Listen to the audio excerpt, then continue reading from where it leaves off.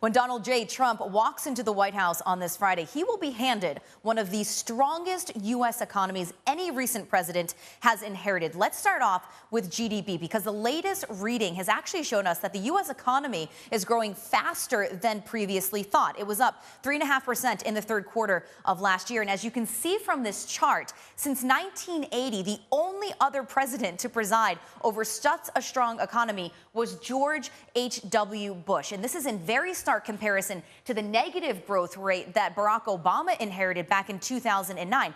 At this time, the U.S. was losing about 800,000 jobs a month. The hemorrhaging, of course, has long stopped. And as you can see from this chart behind me, we've actually seen that unemployment has been on this steady decline since 2011. And the unemployment rate right now in the United States is sitting at a 9-year low. And the tighter labor market is actually starting to push up wages. Inflation also on the rise, which is actually a good thing, even though it means that things are going to get more expensive. The U.S. Federal Reserve says that 2% is the sweet spot for maximum employment and price stability. Now, when Ronald Reagan took office back in the 1980s, inflation was more than 10%. At the opposite end of the spectrum, when Obama took office, it was around 0%. Right now, inflation in the United States is sitting at 1.6%, and some experts are expecting it to actually reach that coveted 2% mark as soon as this year. But while growth, employment, and inflation are strong,